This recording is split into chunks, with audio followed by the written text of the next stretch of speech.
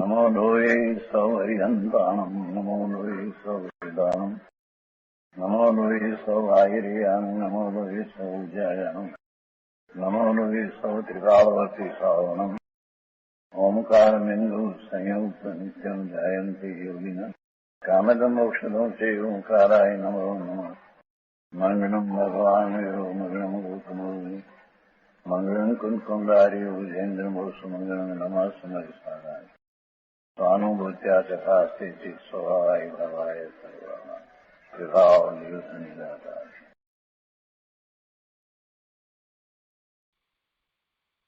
समयसार भगवान कुंकुंदाचार्य रचित समयसार तथा भगवान अमृतचंद्राचार्य रचित आत्मख्याति टीका कळप सहित तेनो स्वाध्याय चाले छे। एमां परिशिष्टमां कळप 247 पछी टीका छे ते टीका आपणे करी रह्या छीए। एनो पहेलो भाग आपणे लगभग पूरो थवा आव्यो छे। आ टीका उपर पूज्य गुरुदेव कांजी स्वामीना प्रवचनना महद अंशो आपणे लीधा छे। આજે शेष अंशो लईए અને તે પછીથી ટીકાનો આગળનો ભાગ લઈએ। પ્રવચન રત્નાકર ભાગ 10મો પાના નંબર 366। અહીંયા બીજા પેરેગ્રાફમાં કહે છે કે વળી અહીં કહે છે પરના દ્રવ્ય ક્ષેત્ર કાળ ભાવ રૂપે નહીં હોવાની શક્તિરૂપ જે સ્વભાવ તે સ્વભાવવાનપણા વડે અસતપણું છે। સતપણાની વાતને ગુરુદેવે સમજાવી। હવે ટીકામાં આ અસતપણાની વાત છે એને ગુરુદેવ સમજાવે છે કે પરના દ્રવ્ય ક્ષેત્ર કાળ અને ભાવ કોઈ પણ બીજું અન્ય દ્રવ્ય અન્ય પદાર્થ એના દ્રવ્ય ક્ષેત્ર કાળ અને ભાવ રૂપે આ આત્મા નથી। પોતે પોતાના દ્રવ્ય ક્ષેત્ર કાળ ભાવ રૂપે છે અને પરના દ્રવ્ય ક્ષેત્ર કાળ ભાવ રૂપે નથી। સત અને અસત એટલે સત એટલે હોવાપણું અને અસત એટલે નહીં હોવાપણું। એટલે પરના દ્રવ્ય ક્ષેત્ર કાળ ભાવ રૂપે આ આત્માનું અસતપણું છે એટલે કે તે રૂપે નથી। તેનું અસ્તિત્વ પરના દ્રવ્ય પરના ક્ષેત્ર પરના કાળ કે પરના ભાવ રૂપે નથી। તેનું અસ્તિત્વ પોતાના દ્રવ્ય પોતાના ક્ષેત્ર પોતાના કાળ અને પોતાના ભાવ રૂપે છે પણ બીજાના અન્યના દ્રવ્ય ક્ષેત્ર કાળ ભાવ રૂપે તેનું હોવાપણું નથી તેનું અસ્તિત્વ નથી એટલે તે પર રૂપે અસત છે। અને એ વાત ગુરુદેવ અહીંયા સમજાવે છે કે જુઓ શું કહ્યું કે પરનું દ્રવ્ય પરનું ક્ષેત્ર પરનો ભાવ અને પરની પર્યાય રૂપે નહીં થવાની શક્તિરૂપ આત્માનો સ્વભાવ છે। આવો આત્માનો સ્વભાવ જ છે। આત્મામાં એવી શક્તિ પડી છે કે જેને કારણે એ પરપણે થતો જ નથી। એનું અસ્તિત્વ પોતાપણે જ હોય પરપણે હોય જ નહીં। કોઈ પણ દ્રવ્યનું અસ્તિત્વ પોતાપણે હોય પોતાથી હોય પણ પરથી હોય નહીં। આ શરીર છે ને તે શરીર રૂપે શરીરની અવસ્થા રૂપે નહીં થવાની શક્તિ આત્મામાં પડી છે। આ શરીર સાથે એ રહ્યો છે પણ એ શરીર રૂપે થતો નથી એટલે તે શરીર રૂપે એની હયાતી નથી। શરીર રૂપે એનું અસ્તિત્વ નથી। એનું અસ્તિત્વ શરીરથી જુદું છે। એ શરીરની અવસ્થા રૂપે નહીં થવાની શક્તિ આત્મામાં પડી છે અને એ આત્માનો સ્વભાવ છે। તે જ પ્રમાણે કર્મના ઉદય રૂપે નહીં થવાની શક્તિ આત્મામાં પડી છે અને એ આત્માનો સ્વભાવ છે। તે જ પ્રમાણે કર્મના ઉદય રૂપે નહીં થવાની શક્તિરૂપ આત્માનો સ્વભાવ છે। શરીર રૂપે શરીરની અવસ્થા રૂપે નહીં થવાની શક્તિરૂપ આત્માનો સ્વભાવ છે। એવી અનંત શક્તિ આત્મામાં પડી છે। અનંત ગુણ આત્મામાં પડ્યા છે અને આત્મામાં કોઈ એવો ગુણ નથી કે જેને કારણે આત્માનું અસ્તિત્વ એ પર રૂપે થઈ જાય। એવો કોઈ ગુણ નથી। આત્મામાં બધા જ એવા ગુણ છે કે જેને કારણે એ પોતે પોતા રૂપે જ રહે પણ પર રૂપે તો ક્યારેય થાય નહીં। કોઈ અન્યના ગુણ રૂપે પણ આત્મા થાય નહીં એટલે અન્ય ભાવે આત્મા થાય નહીં, અન્ય દ્રવ્ય રૂપે પણ આત્મા થાય નહીં, અન્યના ક્ષેત્ર રૂપે પણ આત્મા થાય નહીં, અને અન્યના કાળ રૂપે પણ આત્મા થાય નહીં. આત્માનો વર્તમાન જે એક સમયનો જે પર્યાય એ એનો સ્વકાળ છે. એટલે પોતે પોતાથી છે અને પરથી નથી. આ પરથી નથી એની અહીંયા વાત ચાલે છે. પોતાનું અસ્તિત્વ પોતાથી છે અને પરથી નથી. ત્યારે પરથી એનું હોવાપણું નથી તો એ નાસ્તિથી વાત કરી છે. પણ એ નાસ્તિથી વાત પણ એટલી જ મહત્વની છે. માત્ર આપણે એમ કહીએ કે આત્મા પોતાના દ્રવ્ય ક્ષેત્ર કાળ ભાવથી છે અને પરથી નથી એ વાતને લઈએ જ નહીં તો નહીં ચાલે. પોતાથી છે અને સાથે એમાં એ વાત ગર્ભિત છે કે એ પરથી નથી, અને એ પરથી નથી એ વાતને લઈશું ત્યારે જ આત્માનું જેવું છે તેવું અસ્તિત્વ ખ્યાલમાં આવશે. એનું હોવાપણું જે રીતે છે તે રીતે સમજમાં આવશે. એટલે પરથી નથી આ વાત તો નાસ્તિકથી કહી. એને એમ લાગે કે કહેવાની શું જરૂર છે, પણ એ મહત્વનું છે. એ વાતને જ્યાં સુધી લેતા નથી ત્યાં સુધી પોતે કેવડો છે એ ખ્યાલમાં નથી આવતું. પોતે અસ્તિત્વથી વાત કરીએ માત્ર કે પોતે પોતાથી છે એટલી જ વાત કરીએ અને પરથી નથી એ વાતને ઉડાડી દઈએ તો એ પોતાની પરિસીમાનો ખ્યાલ આવતો નથી. એટલે પોતે જેવડો છે એવડો બરાબર સમજવો છે. એટલા માટે આપણે એ પરથી નથી એ વાતને ભલે એ નાસ્તિથી છે છતાં પણ એને લઈએ છીએ. અને એમ અનેકાંત છે, અને એવું અનેકાંત કર્યા વિના વાસ્તવમાં આત્માનું સતપણું પણ જણાતું નથી. એનું સતપણું જાણવા માટે એનું અસતપણું પણ જાણવું પડે. અસતપણું એટલે ન હોવાપણું. એ કઈ રીતે નથી એ પણ સાથે જાણવું જ પડે. એટલે આત્મામાં એવી શક્તિ છે કે જેને કારણે એ પરની અવસ્થા રૂપે છે નહીં, પરની અવસ્થા રૂપે એનું અસ્તિત્વ નથી. કર્મના ઉદય રૂપે થવાની શક્તિ એનામાં નથી, પણ પરના ઉદય રૂપે નહીં થવાની શક્તિ આત્મામાં છે. પરપણે થવાની શક્તિ આત્મામાં નથી, પણ પરપણે નહીં થવાની એવી શક્તિ આત્મામાં પડી છે. એટલે એ પરપણે થતો જ નથી. પરની અવસ્થાપણે નહીં થવાની શક્તિરૂપ પ્રભુ તારો સ્વભાવ છે.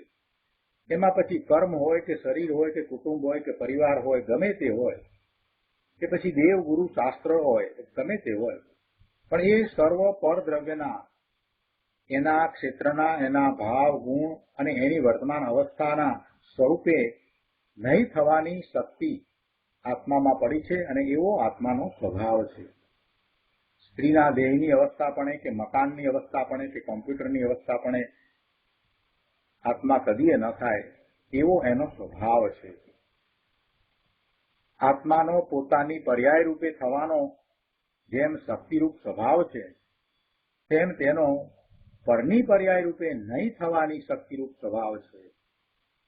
આત્માનો પોતાની પર્યાય રૂપે થવાનો જેમ શક્તિરૂપ સ્વભાવ છે, તેમ તેનો પરની પર્યાય રૂપે નહીં થવાની શક્તિરૂપ સ્વભાવ છે. એટલે કે પરની પર્યાય રૂપે ન થાય, પરની પર્યાય રૂપે ન થાય એવી આત્મામાં શક્તિ પડી છે, એવો આત્મામાં ગુણ પડ્યો છે, અને એ જ આત્માનો સ્વભાવ છે.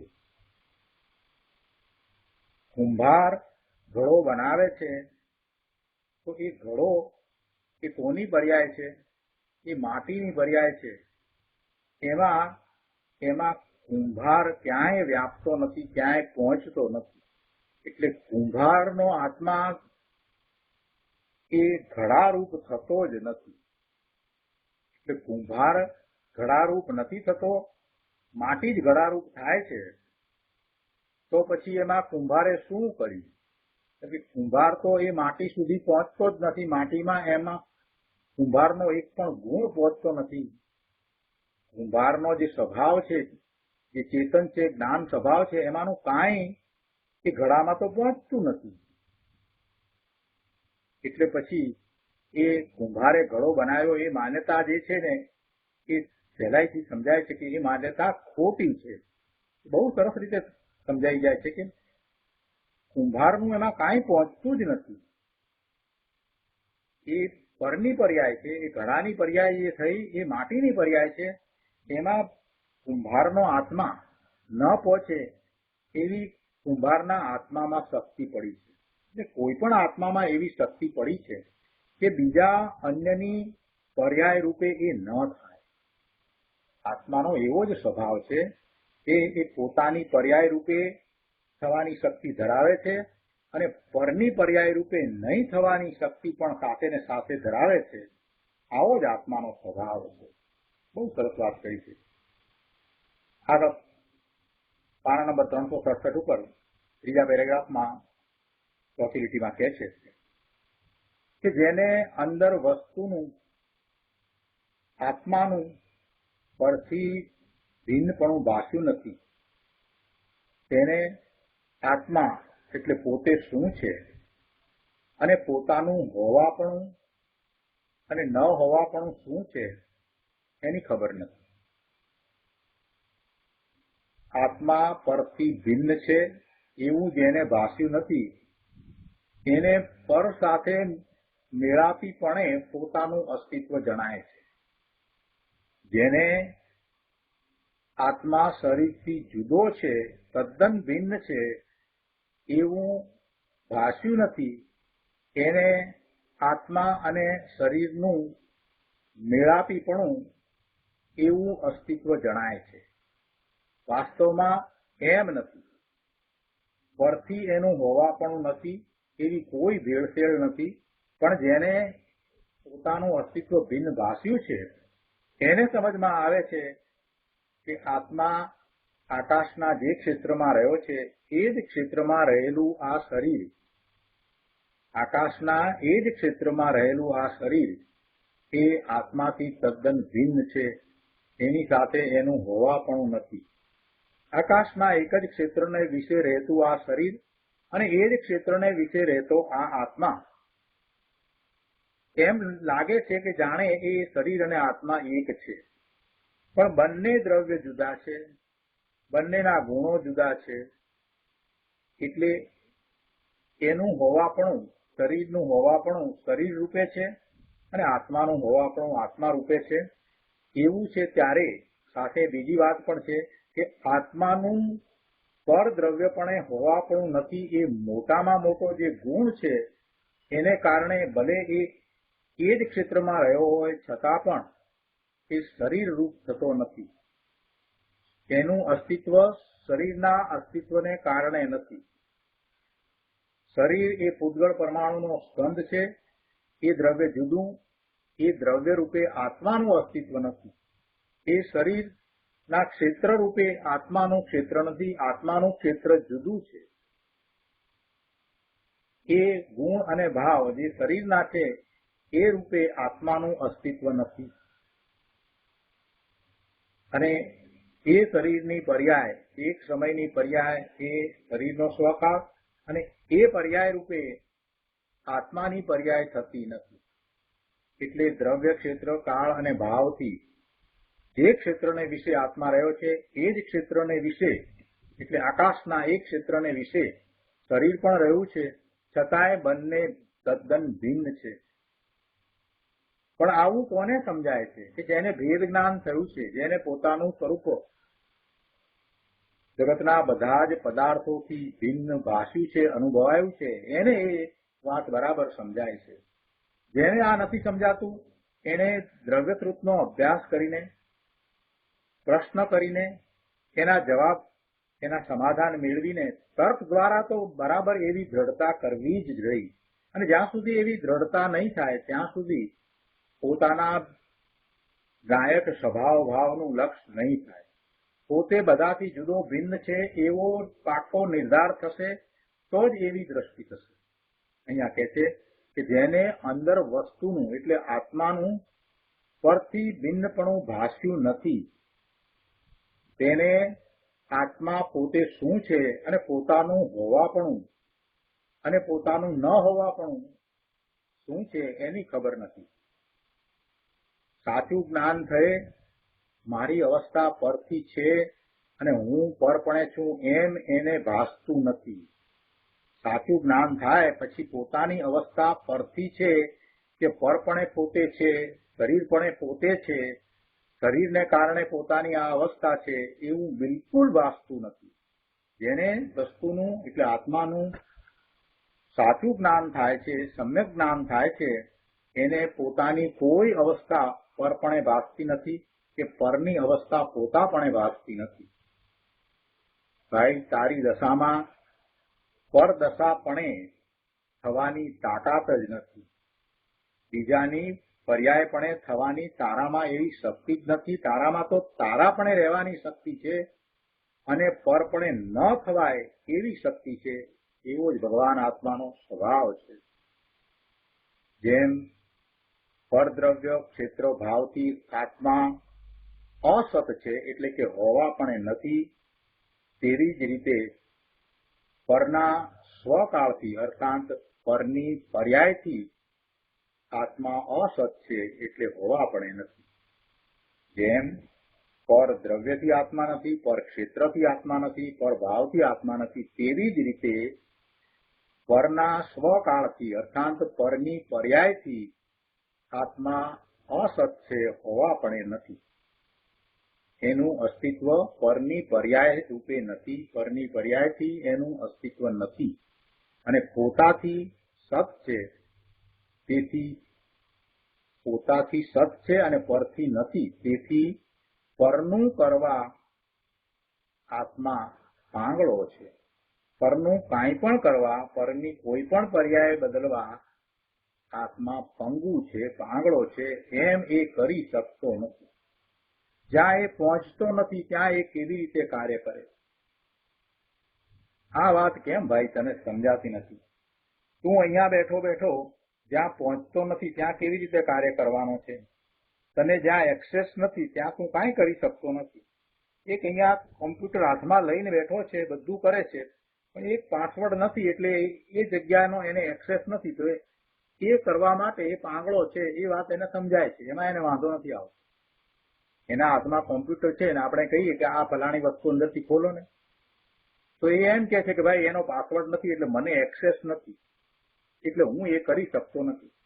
એમાં એને કાંઈ તકલીફ નથી પડતી. એ તો એને સમજાઈ જાય છે કે મને એક્સેસ નથી, હું નથી કરી શકતો, હું ત્યાં પહોંચતો નથી. આપણે કહીએ તને કોમ્પ્યુટર આવડે છે, આ બધું કરે છે, તું કેમ એ નથી ખોલી શકતો? એ ખોલીને જરા બતાવો ને એમાં શું છે. તો કે ના, એનો એક્સેસ મને નથી. એનો એક્સેસ આ કોમ્પ્યુટરના બીજા માલિક છે એને છે, એ કરી શકે, પણ હું નથી કરી શકતો. કેમ? કેમ કે હું ત્યાં પહોંચી નથી શકતો. પણ તારા હાથમાં કોમ્પ્યુટર છે ને, આટલું બધું કોમ્પ્યુટરમાં કરે છે ને, એ જ કેમ નથી કરી શકતો? તો કે ભાઈ મને એક્સેસ નથી, હું પહોંચતો જ નથી, પછી ક્યાંથી કરું? આ વાત કેવી સમજાય છે? તો પછી આત્માને વિશે પણ એમ સમજો ને ભાઈ કે આ ભગવાન આત્મા ચેતન એ જળ પદાર્થ સુધી પહોંચતો જ નથી. જળ પદાર્થમાં એને એક્સેસ નથી, તો એ જળના કાર્યો કેવી રીતે કરશે? જળ પદાર્થ સુધી એ પહોંચતો જ નથી, જળમાં એ વ્યાપતો નથી. એ જળની એ પર્યાય અને પોતાની પર્યાય એ બંને ભિન્ન છે. પોતે પોતાની પર્યાય રૂપે થઈ શકે છે, પણ જળની અન્યની પર્યાય રૂપે એ થઈ શકતો જ નથી. ત્યાં એનું પહોંચવું થતું નથી, ત્યાં એનું અસ્તિત્વ નથી, ત્યાં એની હયાતી નથી. તો પછી એના કાર્યો કેવી રીતે કરે? મિથ્યા માન્યતા ભાઈ છોડ ને. આ શરીરના કાર્યો હું કરું એવી તારી મિથ્યા માન્યતા જો તું નહીં છોડે તો ભવના ભ્રમણ ટળવાના નથી.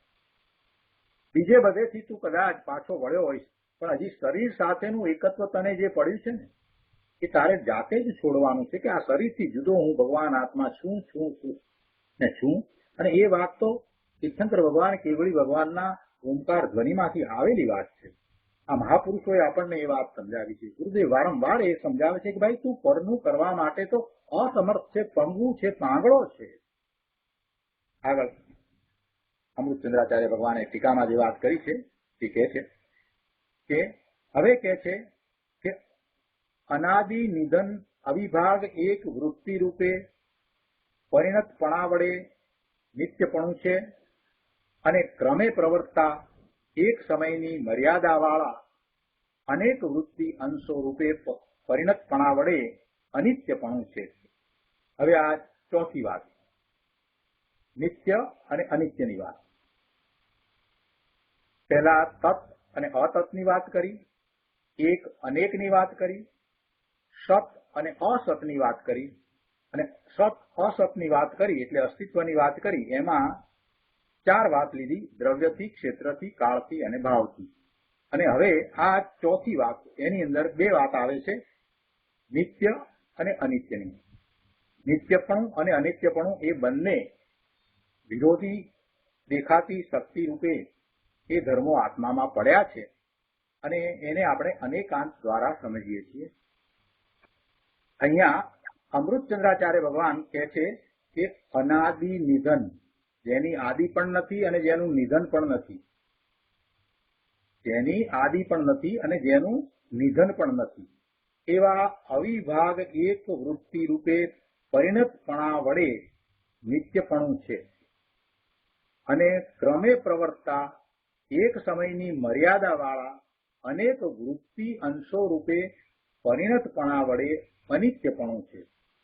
અનાદિ નિધન, જેની આદિ નથી અને જેનો અંત પણ નથી, જેનું નિધન નથી, અવસાન નથી, એવો અવિનાશી ભગવાન આત્મા જે ધ્રુવ ત્રિકાળે એક રૂપ રહે છે, એવો નિત્ય છે. અને ક્રમે પ્રવર્તતા અને જેની એક સમયની મર્યાદા છે, એવા અનેક વૃત્તિ અંશો રૂપે પરિણતપણા વડે એટલે એવી પર્યાય રૂપે એક સમયની મર્યાદા વાળી એ પરિણામ રૂપે થતી પર્યાયો, એ પર્યાયો રૂપે એને અનિત્યપણું છે. પર્યાય અનિત્ય છે, દ્રવ્ય નિત્ય છે. આ વાતને હવે વિસ્તાર કરીને ગુરુદેવ સમજાવે છે. આપણે તો બોલીએ છીએ કે દ્રવ્યથી આત્મા નિત્ય છે અને પર્યાયથી અનિત્ય છે, પણ એમ બોલવાથી ભાઈ કામ નહીં થાય. એમાં જે અધ્યાત્મ ભરેલું છે એને સમજવાની જરૂર છે. એવું તું ક્યારનો બોલતો હતો, તે ગોખી નાખ્યું હતું. અહીંયા કહે છે, ગુરુદેવ સમજાવે છે કે જોયું, અનાદિ અનંત અખંડ એક દ્રવ્ય રૂપે આત્મા નિત્ય છે, અને સમય સમયની પલટતી પર્યાયપણે આત્મા અનિત્ય છે. આ રીતે કહે છે, જ્ઞાન માત્ર આત્મવસ્તુને તત અતત આદિ પરસ્પર વિરુદ્ધ બબ્બે શક્તિઓ સ્વયંમેવ પ્રકાશિત હોવાથી અનેકાંત સ્વયંમેવ પ્રકાશે જ છે. અનાદિ અનંત અખંડ એક દ્રવ્ય રૂપે આત્મા નિત્ય છે. જો નિત્યપણામાં ગુરુદેવે આ વાત મૂકી દીધી. નિત્યપણું છે આત્માનું, નિત્યપણું દ્રવ્યથી છે એમ કહીએ છીએ, પણ એમાં કેટલી વસ્તુનું નિત્યપણું આવી જાય છે. અનાદિ અનંત ગુણનો સમૂહ, એ અનંત ગુણ પણ નિત્ય જ છે, અને એ અનંત કાળ સુધી રહેવાવાળા છે. અનાદિ અનંત એટલે અનંત કાળ સુધી રહેવાવાળા છે, અને એમાં રહેલો ભગવાન આત્મા, એની અંદર રહેલા ગુણો સહિત એવો એ ભગવાન આત્મા અનંત ગુણ સહિત એ નિત્ય રહેવાવાળું દ્રવ્ય છે. એના ગુણમાં કાંઈ ફેરફાર નથી, એવું જ એ દ્રવ્ય રહે છે. દ્રવ્ય અપેક્ષાથી નિત્ય છે. દ્રવ્ય અપેક્ષાથી નિત્ય કહ્યું, પણ સાથે શું આવે છે એમાં કે એવું ને એવું એ અખંડ રહે છે. એ અખંડ રહી અને નિત્ય છે. નિત્ય તો છે પણ અખંડ રહીને નિત્ય છે. એટલે ગુરુદેવ અહીંયા શબ્દ મૂક્યા છે, અનાદિ અનંત અખંડ એક દ્રવ્ય રૂપે, એમાં કાંઈ ફેરફાર ન થાય એવી રીતે એ આત્મા નિત્ય છે. એટલે ધ્રુવ છે એ નિત્ય છે. અને સમય સમયની પલટતી પર્યાયપણે આત્મા અનિત્ય છે. એ પણ આત્માનું જ સ્વરૂપ છે. દ્રવ્ય, ગુણ અને પર્યાય થઈને આત્મા છે. એટલે જે પલટતો અંશ છે, સમય સમયની જે દશા છે, એ એક સમયની છે, એક સમય માટે છે, અને પછી બીજા સમયે એ નથી, બીજા સમયે બીજી અવસ્થા છે, બીજી પર્યાય છે.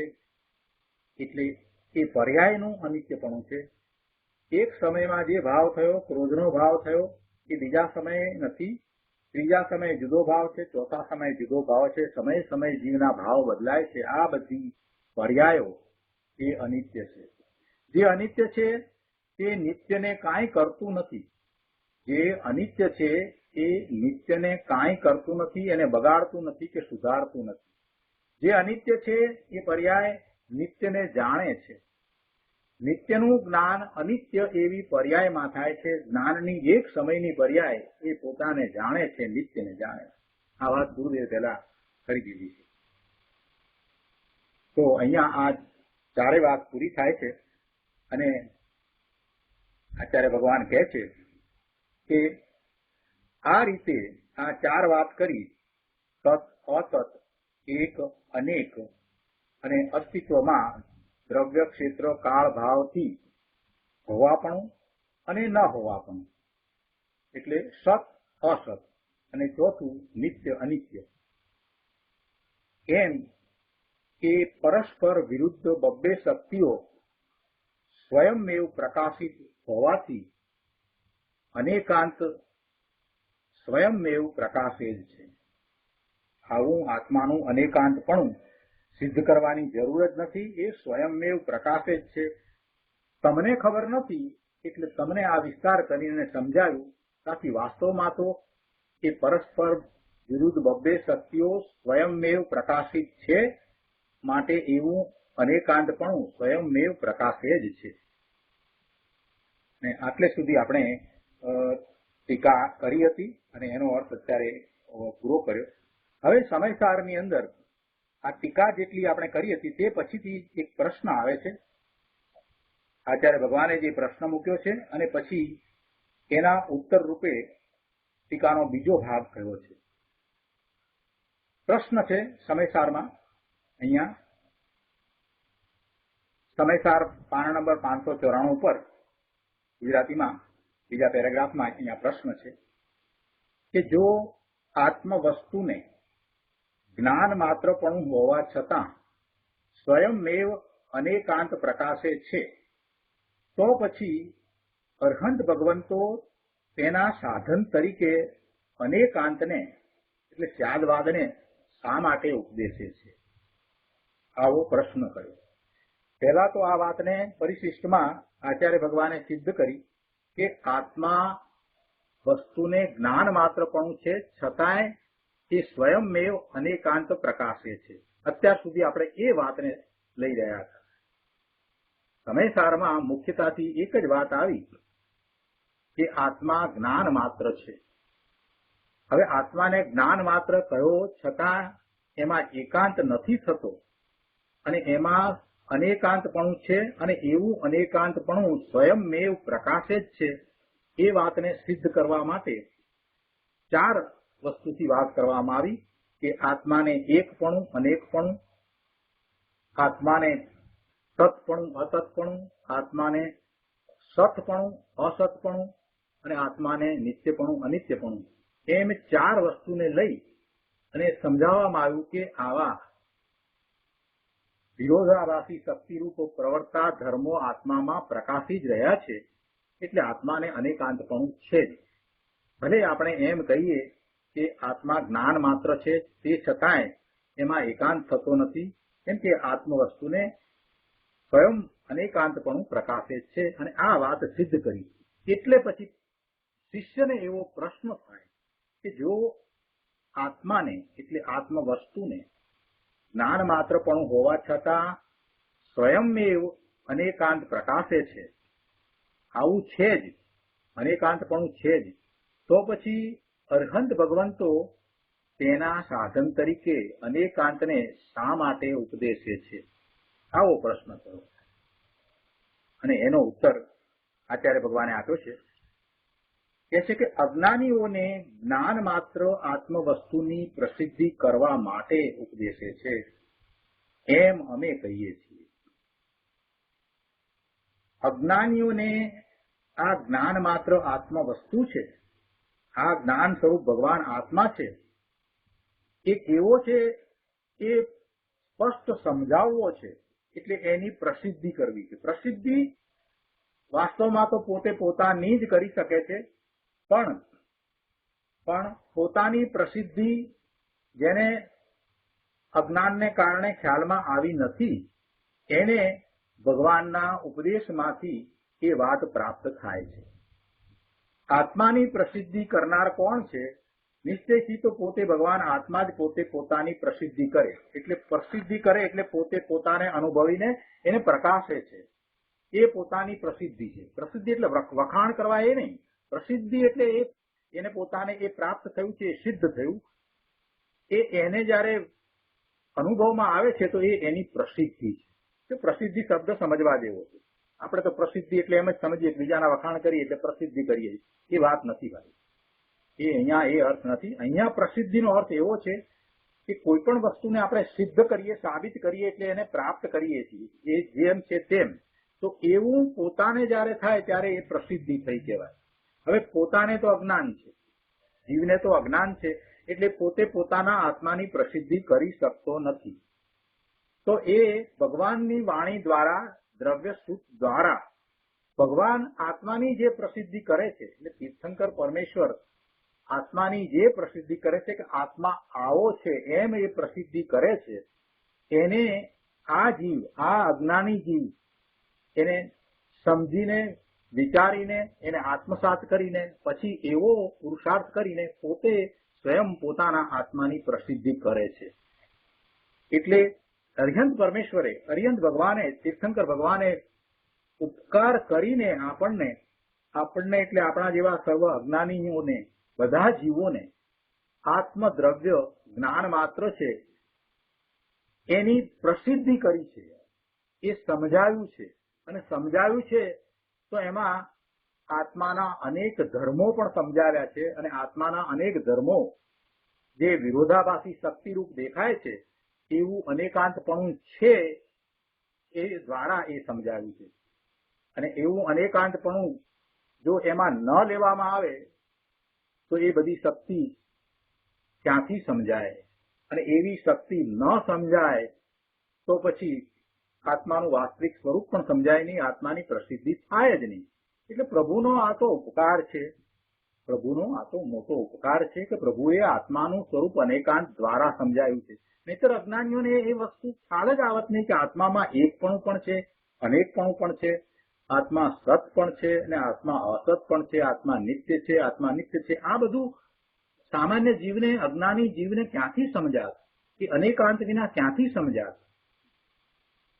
એટલે આચાર્ય ભગવાન કહે છે કે ભાઈ, અજ્ઞાનીઓને જ્ઞાન માત્ર આત્મ વસ્તુની પ્રસિદ્ધિ કરવા માટે ઉપદેશ્યું છે. અને અમે એમ એ જાણીએ છીએ. ખરેખર અનેકાંત એટલે ત્યાગવાદ વિના જ્ઞાન માત્ર આત્મ વસ્તુ જ પ્રસિદ્ધ થઈ શકતી નથી.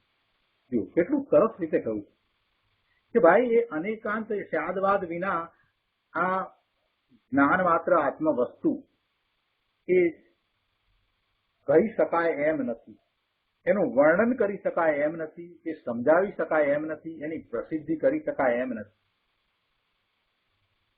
એટલે હરિયંત ભગવાને એ સ્યાદવાદથી, અનેકાંતથી ઉપદેશ આપ્યો છે. એટલા માટે એમ કહ્યું કે અનેકાંતને સાધન બનાવીને જ્ઞાન માત્ર આત્માની પ્રસિદ્ધિ પ્રભુએ તો કરી છે. પ્રભુનો તો મોટો ઉપકાર છે. પ્રભુએ આપણો ખ્યાલ કર્યો છે. પ્રભુને એમ લાગ્યું કે આ અજ્ઞાની જીવો વસ્તુના સ્વરૂપને નહીં સમજી શકે, માટે પ્રભુએ અનેકાંત દ્વારા એ સમજાવ્યું. પ્રભુએ તો પોતાના પૂર્ણ સ્વરૂપને પ્રાપ્ત કરી લીધું છે, પ્રગટ કરી દીધું છે. પણ આ અજ્ઞાની જીવો કેવી રીતે સમજશે? એટલા માટે પ્રભુએ પોતાના ઉપદેશમાં અનેકાંતને સાધન તરીકે લઈને, અનેકાંત દ્વારા આ જ્ઞાન માત્ર એવી આત્મા વસ્તુ, ઉપદેશ તો આત્માનો જ આપ્યો છે, આત્મા જ્ઞાન માત્ર છે એનો જ ઉપદેશ આપ્યો છે. પણ એને ઉપદેશ્યું છે ત્યારે એ અનેકાંત દ્વારા સમજાવ્યું છે, એ અનેકાંત દ્વારા ઉપદેશી છે. જો આચાર્ય ભગવાને કેવી વાત કરી દીધી, એટલી મહત્વની વાત કરી કે પ્રભુનો કેવો મોટો આપણી ઉપર ઉપકાર છે. પ્રભુએ આ ઉપકાર ન કર્યો હોત અને માત્ર વસ્તુના સ્વરૂપને આમ જ કહ્યું હોત તો આપણે કદાચ સમજી શક્યા ન હોત. પણ પ્રભુના જ્ઞાનમાં આપણી અજ્ઞાન અવસ્થા પણ આવી છે અને પ્રભુના જ્ઞાનમાં પણ એમ પણ આવ્યું છે કે આપણે વસ્તુના સ્વરૂપને આ રીતે જ સમજી શકીશું. માટે એવો નિમિત્ત નૈમિતિક સંબંધ બન્યો છે કે જેથી ભગવાનની વાણીમાં આપણે જેમ સમજીએ એ રીતે બધું જ સત્ય પ્રકાશી જાય. એટલે અજ્ઞાનીઓ જ્ઞાન માત્ર વસ્તુને અનેકાંત દ્વારા સમજે એ રીતે ઓમકાર ધ્વનિમાં બધું સ્પષ્ટ થયું છે. એટલે કે છે પ્રશ્ન શું હતો કે આત્મ વસ્તુને જ્ઞાન માત્ર પણ હોવા છતાં અને એ સ્વયં અનેકાંત રૂપે પ્રકાશે છે, છતાં પણ હરિયંત ભગવાનોએ એને સાધન તરીકે અનેકાંતને શાદવાદને શા માટે ઉપદેશ્યો છે, એટલે અનેકાંતને સાધન બનાવીને આ વસ્તુના સ્વરૂપને શા માટે સમજાવ્યું છે, તો એનો ઉત્તર આપી દીધો કે ભાઈ અજ્ઞાનીઓને જ્ઞાન માત્ર આત્મવસ્તુની પ્રશુદ્ધિ કરવા માટે ઉપદેશે છે એમ અમે કહીએ છીએ. અને ખરેખર અનેકાંત એટલે સ્યાદવાદ વિના જ્ઞાન માત્ર આત્મવસ્તુની પ્રસિદ્ધિ થઈ શકતી જ નથી, એ સમજાવી શકાતી જ નથી. અને હવે એને અમે વિસ્તારથી સમજાવીએ છીએ કઈ રીતે છે તે. એટલે એમાં હવે 14 વાત આચાર્ય ભગવાન લેવાના છે. એટલે તત્ અતત્ એમ 2 બોલ, તે પછી એક અને અનેક એના 2 બોલ આવે, તે પછીથી સત અને અસત એટલે હોવાપણું અને ન હોવાપણું એના 8 બોલ આવે. જેમ કે દ્રવ્યથી, ક્ષેત્રથી, કાળથી ને ભાવથી હોવાપણું અને દ્રવ્યથી, ક્ષેત્રથી, કાળથી ને ભાવથી ન હોવાપણું એના 8 બોલ આવે. અને નિત્ય અને અનિત્ય એના 2 બોલ આવે. એટલે કુલ 14 બોલ છે. અને એ 14 બોલથી આખી વાત અમૃતચંદ્રાચાર્ય ભગવાન પહેલા નિરૂપણ કરીને સમજાવે છે અને પછી દરેક બોલ માટે એક એક કળશ રૂપ કાવ્ય એમણે લખ્યું છે. તો આજે આ પ્રશ્નની જે વાત લીધી છે એ પછીથી પહેલા બોલની વાત આપણે ટીકામાંથી સમજીએ છીએ અને પછી ગુરુદેવનું પ્રવચન આપણે એના ઉપર સમજીશું. અહીંયા કહે છે, ખરેખર અનેકાંત ત્યાગવાદ વિના જ્ઞાન માત્ર આત્મવસ્તુ જ પ્રસિદ્ધ થઈ શકતી નથી અને તે નીચે પ્રમાણે સમજાવવામાં આવે છે. કહે છે કે સ્વભાવથી જ બહુ ભાવોથી ભરેલા આ વિશ્વમાં સર્વ ભાવોનું સ્વભાવથી અદ્વૈત હોવા છતાં દ્વૈતનો નિષેધ કરવો અશક્ય હોવાથી સમસ્ત વસ્તુ સ્વરૂપમાં પ્રવૃત્તિ અને પરરૂપથી વ્યાવૃત્તિ વડે બંને ભાવોથી અધ્યાસિત છે. અર્થાત સમસ્ત વસ્તુ સ્વરૂપમાં પ્રવૃત્તિ હોવાથી અને પરરૂપથી ભિન્ન રહેતી હોવાથી દરેક વસ્તુમાં બંને ભાવો રહેલા છે. તત્ અને અતત્ની વાત છે, એમાંથી તત્પણાને અહીંયા પહેલા સમજાવવું છે. એટલે 14 બોલ સમજાવવા છે. એટલે શરૂઆત આ રીતે કરી કે આ વિશ્વ એ સ્વભાવથી જ બહુ ભાવોથી ભરેલું છે. સ્વભાવથી જ બહુ ભાવોથી ભરેલા આ વિશ્વમાં અનેક પ્રકારના ભાવો, છતાંય એ સર્વ ભાવોનું સ્વભાવથી અદ્વૈતપણું છે. કોઈ પણ ભાવ બે રૂપે નથી.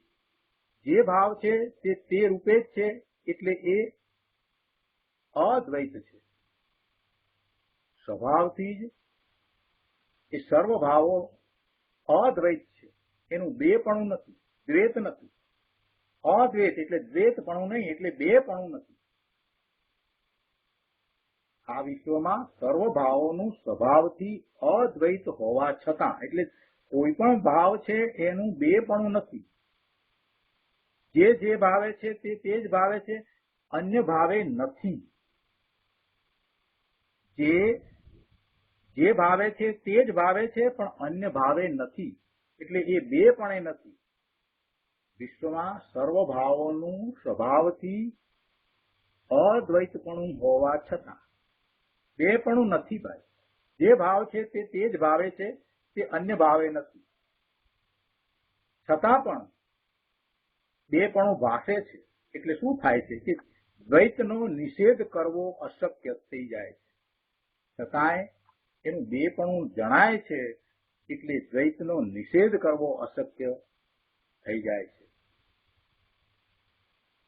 એટલે કે છે કે સ્વભાવથી જ બહુ ભાવોથી ભરેલા આ વિશ્વમાં સર્વ ભાવોનું સ્વભાવથી અદ્વૈત હોવા છતાં દ્વૈતનો નિષેધ કરવો અશક્ય હોવાથી સમસ્ત વસ્તુ સ્વરૂપમાં પ્રવૃત્તિ અને પરરૂપથી વ્યાવૃત્તિ વડે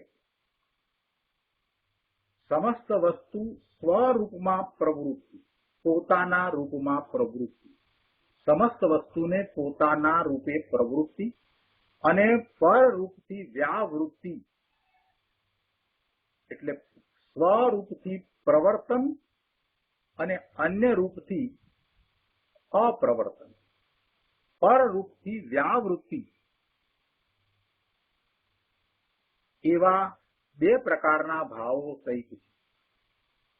શું કહે છે કે વસ્તુ સ્વરૂપ તો એવું જ છે કે ભાવોનું સ્વભાવથી અદ્વૈત છે, છતાં દ્વૈતનો નિષેધ કરવો અશક્ય છે. દ્વૈતનો નિષેધ કરી શકાતો નથી.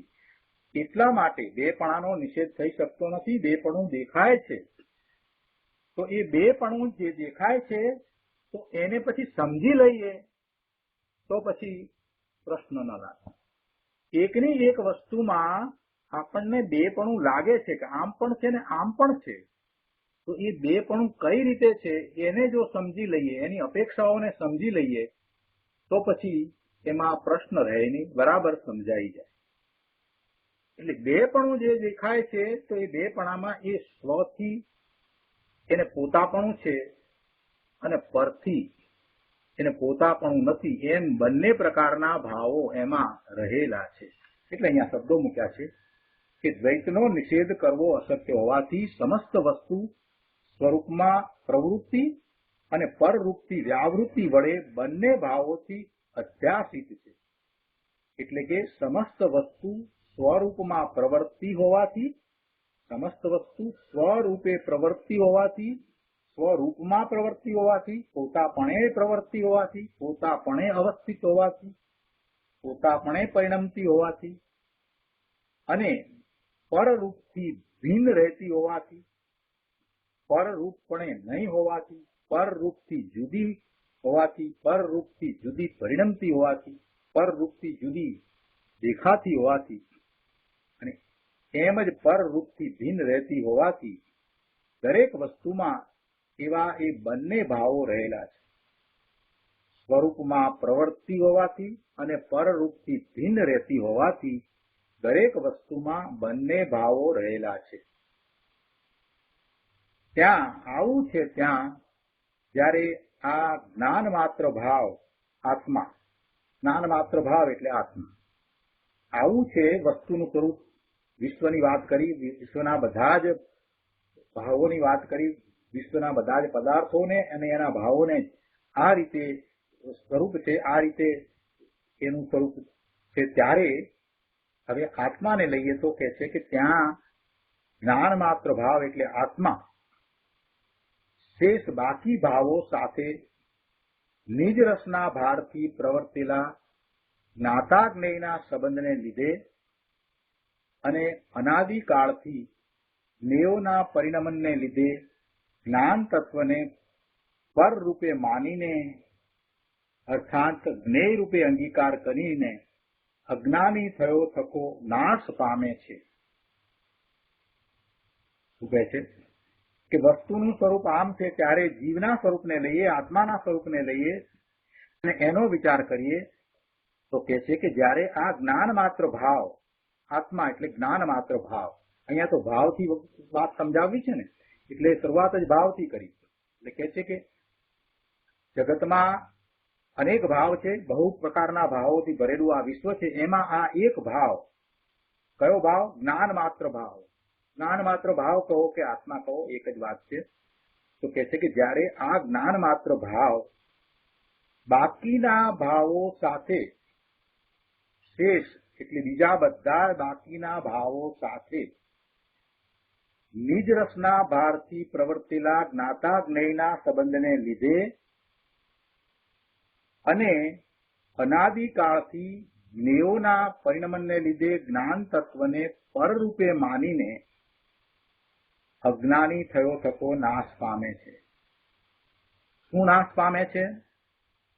તો કે જ્ઞાન માત્ર ભાવ, જ્ઞાન માત્ર ભાવ એ નાશ પામે છે. કઈ રીતે નાશ પામે છે? તો કે અજ્ઞાની થયો થકો એ જ્ઞાન માત્ર ભાવ નાશ પામે છે. કેમ અજ્ઞાની થયો છે? તો કે પોતાને જ્ઞેય રૂપે અંગીકાર કરીને અજ્ઞાની થયો થકો એ જ્ઞાન ભાવ નાશ પામે છે. બાકીના બધા ભાવો સાથે આ જ્ઞાન ભાવ છે તે બાકીના બધા ભાવો સાથે પોતાના એટલે નિજ રસના ભારથી પ્રવર્તેલા જ્ઞાતા જ્ઞેયના સંબંધને લીધે. હવે એને તો ભાવ એવો છે કે એ પરને જ્ઞેય તરીકે જાણે, એ એનો નિજ રસ છે ને એવો એનો ભાવ છે. વાસ્તવમાં એમ જ છે કે જ્ઞેય છે અને પોતે જ્ઞાતા છે, તો જ્ઞાતા છે માટે જ્ઞેયને જાણે એવો સંબંધ છે. પણ એ સંબંધમાં એ અનાદિથી એ જ્ઞેય છે, એ જ્ઞેયને પોતાપણે માને છે. એ જ્ઞેયને અંગીકાર કરી અને પોતે જ્ઞેય રૂપ થઈ અને એમ અજ્ઞાની થયો થકો એ જ્ઞાન ભાવ નાશ પામે છે.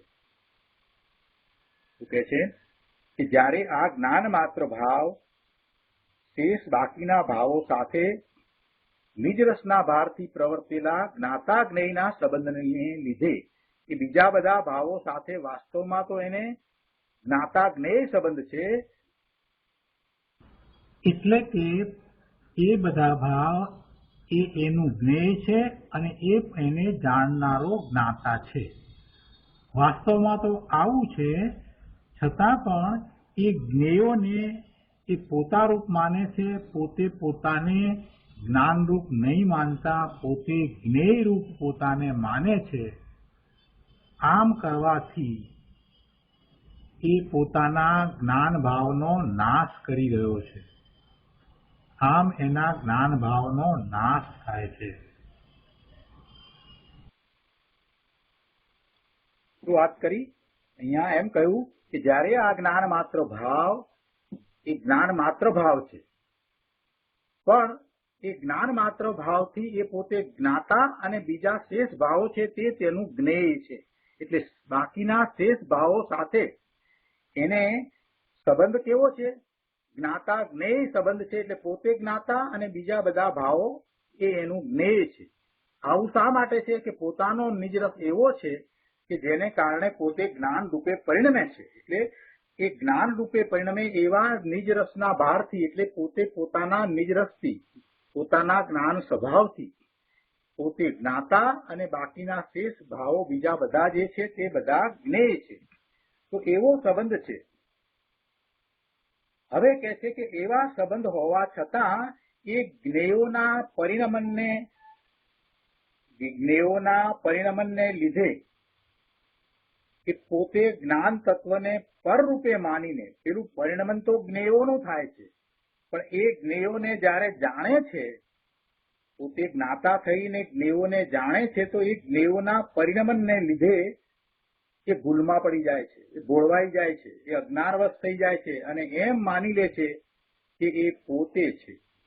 કે છે કે જ્ઞેયના સંબંધને લીધે એવો જ્ઞાતા જ્ઞેયનો એનો સંબંધ છે અને અનાદિકાળથી જ્ઞેયોના પરિણમનને લીધે જ્ઞાન તત્વને પર રૂપે માનીને, અર્થાંત જ્ઞેય રૂપે અંગીકાર કરીને, એટલે તે જ્ઞાનમાં જે જ્ઞેય જણાય છે તેને પોતાપણે માનીને એમ અંગીકાર કરીને જ્ઞાન તત્વને જ્ઞાન રૂપે રાખવાના બદલે એ જ્ઞાન તત્વને જ્ઞેય રૂપ માની બેઠો છે. એટલે જ્ઞેય રૂપે અંગીકાર કરીને એ જ્ઞેયમાં પોતાપણું સ્થાપીને એ જ્ઞાન ભાવ નાશ પામે છે. એ જ્ઞાન ભાવ જ્ઞેય રૂપે થઈને અજ્ઞાની થયો થકો નાશ પામે છે. આ જ્ઞાન છે એ જ્ઞાન ભાવ એટલે આત્મા છે અને આત્માનો એ જ્ઞાન ભાવ અજ્ઞાનવશ થઈ ગયો છે. એવી દશા થઈ છે. એ ક્યારથી છે? તો જ્યારથી જીવ છે, અનાદિથી છે, ત્યારથી એવી દશા છે. એવી દશા જીવની છે. આ અજ્ઞાનીની વાત કરી. હવે આવું છે ત્યારે આગળ કહે છે કે ત્યારે તે જ્ઞાન માત્ર ભાવનું, એટલે આત્માનું, એ જ્ઞાન માત્ર ભાવનું સ્વરૂપથી એટલે જ્ઞાનરૂપથી તત્પણું પ્રકાશીને કે પોતાના જ્ઞાન રૂપે જ છે એવું પ્રકાશીને, અર્થાત જ્ઞાન જ્ઞાનપણે જ છે અને જ્ઞેયપણે નથી. એ તત્રૂપે એટલે તે પોતે જ્ઞાન રૂપે જ છે પણ જ્ઞેયરૂપ નથી એમ પ્રગટ કરીને જ્ઞાતાપણે પરિણમનને લીધે એટલે પોતે જ્ઞાતા જ છે, પોતે જ્ઞેય નથી અને જ્ઞેયોના પરિણમનો થાય છે તે છતાં પોતે તો જ્ઞાન માત્ર વસ્તુ જ છે એમ એ અનેકાંત દ્વારા જ સિદ્ધ થાય છે. એટલે અનેકાંત જ એને એમ સિદ્ધ કરે.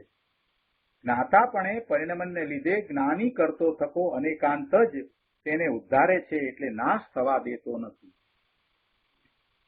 સમજાવવું એ છે કે તત્ જો તત્ને ન સમજવામાં આવે વાસ્તવિક રીતે તો એને સ્વ અને પર બંને સાથે એકપણું થશે તો એ જ્ઞાન ભાવ નાશ પામશે. પોતાનાપણે છે અને પરપણે નથી એ વાત લેવી છે. એમાં પોતાપણે છે એ પહેલી વાતને સમજાવી કે એને એ દર્શાવવું છે કે એ જ્ઞેયને જુએ છે ત્યારે પણ એ વાસ્તવમાં જ્ઞેય આકાર થતો નથી, પોતે જ્ઞાન આકાર જ રહે છે અને જ્ઞાન આકાર રહીને જ એ પોતાપણે છે જ એવું સિદ્ધ થાય છે. અને એમ એ પોતાનું જ્ઞાન માત્ર પણ નષ્ટ થવા દેતો નથી. એ ક્યારે થયું કે જયારે એને સ્યાદવાદ દ્વારા સમજાવવામાં આવ્યું ત્યારે એ થયું. એટલે કે છે કે એવી રીતે એ અનેકાંત સ્યાદવાદ જ તેને નાશ થવા દેતો નથી, તેને ઉદ્ધારે છે એટલે નાશ થવા દેતો નથી. જ્ઞાન માત્ર ભાવને અનેકાંત જ નાશ થવા દેતો નથી, કારણ કે અનેકાંતમાં એ તત્પણાનો જે ભાવ છે એ તત્પણાનો ભાવ એટલે કે પોતે જ્ઞાન સ્વરૂપે છે એવો જે ભાવ છે એ એને એના જ્ઞાનમાં દેખાતા જ્ઞેયો સાથે એને તત્પણું નથી અને પોતાની સાથે તત્પણું છે એવું સમજાવનારો ભાવ છે. એટલે પેલા સાથે અતત્પણું છે એ વાત તો પછી લેવાની છે. અહીંયા તો પોતાની સાથે તત્પણું છે એટલે પોતે જ્ઞાન ભાવે જ છે અને એવું આ અનેકાંત દ્વારા સ્યાદવાદ દ્વારા નક્કી થાય છે.